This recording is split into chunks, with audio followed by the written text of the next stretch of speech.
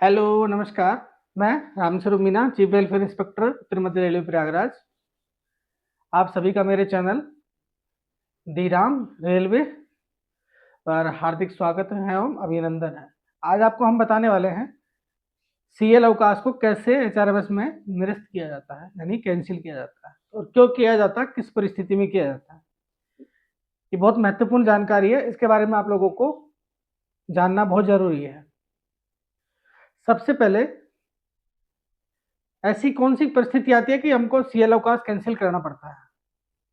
जैसे कि कोई कर्मचारी, मान लीजिए एक टाइम पीरियड के अंदर, जैसे इसी महीने की डेट मान लीजिए, आज ही की डेट मान लीजिए, आज मैं वीडियो बना रहा हूँ, आज ही की डेट मान लीजिए, 7 तारीख हो गई आज, ठीक है।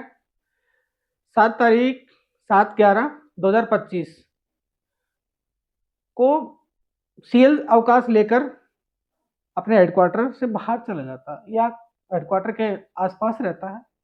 उसके बाद उसके स्वास्थ्य किसी विशेष परिस्थितियों में खराब हो जाता है तो हॉस्पिटल में एडमिट हो गया, रेलवे में या प्राइवेट में, जहाँ भी रेलवे से अटैच है, और अपना इलाज कराया। और उसके बाद 15 दिन बाद वो लौट के आता है।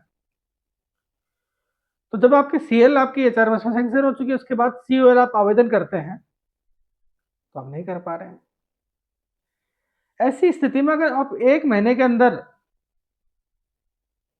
आप लौटते हैं सिक से, जिस डेट को आपने सीएल आपकी सैंक्शन करवा रखी है, ऐसी परिस्थिति में अगर आप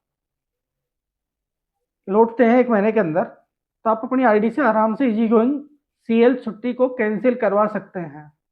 ध्यान से सुनिएगा, 1 महीने के अंतराल में, 1 महीने के बाद आपकी आईडी से जो कैंसिल और मॉडिफाई का जो ऑप्शन है वो नहीं दिखेगा।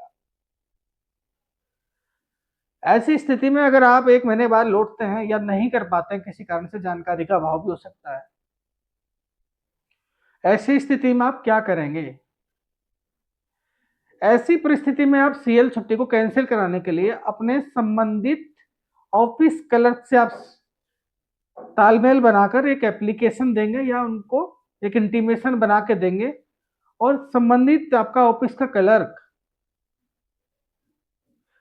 एक पीपी तैयार करेगा जिसमें आपका पूरा मैटर लिखेगा। इस तारीख से इस तारीख तक ये कर्मचारी सीएल अवकाश पर था जो स्वीकृत है, और उसके बाद ये इस तारीख से इस तारीख तक सिक पीरियड में रहा, तो इनकी छुट्टी कैंसिल कराने के संबंध में। इस प्रकार मैटर में इसलिए लंबा चौड़ा बोल रहा हूँ कि आप लोग किसी प्रकार की गलती ना करें। उसके बाद क्या करेंगे, आपके ऑफिस कार्यालय का डीलर या बाबू जो भी है, जो भी ऑफिशियल वर्क दिखता है, पूरा पीपी का मैटर बना के, पीपी बनाकर पीपी में क्रम वाइज सबका नाम लिखेंगे। सुपरवाइजर सबसे पहले ऊपर डीसी का, उसके बाद सुपरवाइजर, क्षेत्र अधिकारी, उसके बाद पर्सनल का डीलिंग क्लर्क के पास आपकी फाइल पहुंच जाएगी। उसके बाद पर्सनल का जो डीलर होता है वो आपको पूरा प्रोसेस करवाएगा, जैसे कि चीफ ओ से, एपीओ सर से, हमारे उसके बाद सीनियर डीपीओ साहब से अप्रूवल मिलने के बाद हमारे बॉस सीनियर डीपीओ साहब,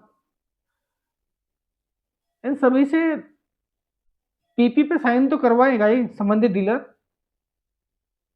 उसके बाद संबंधित डीलर ये चैनल कंप्लीट होने के बाद में एचआरएमएस हेल्प डेस्क को आपकी फाइल प्रोवाइड करवाएगा। उसके बाद एचआरएमएस हेल्प डेस्क आपकी फाइल को सीएल कैंसिलेशन के संबंध में सर्विस रिक्वेस्ट क्रिस नई दिल्ली एचआरएमएस को करेंगे।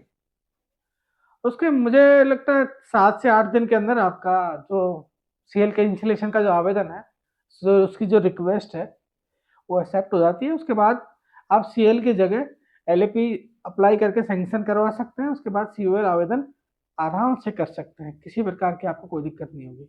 लेकिन ये प्रोसेस आपको सीएल कैंसिल कराने के लिए करना पड़ेगा, इसके अलावा कोई शॉर्टकट तरीका नहीं है।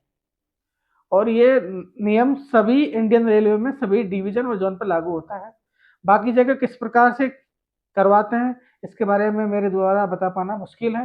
प्रयागराज डिवीज़न में मैं काम करता हूँ, तो मुझे वहाँ का प्रोसेस मुझे पता है, वहाँ के बारे में जानकारी है, तो वहाँ का मैं बता रहा हूँ। और इसी प्रकार से आप हमसे जुड़े रहें, हमारे चैनल दी राम रेलवे को सब्सक्राइब करते रहें, और फेसबुक आईडी को फॉलो करें, लाइक एंड कमेंट ज़रूर करें। आप सभी को इस प्रकार रोचक जानकारियाँ और अन्य मुद्दों पर, अन्य सब्जेक्टों पर आपको जानकारियाँ मिलती रहेगी। बहुत बहुत धन्यवाद, नमस्कार।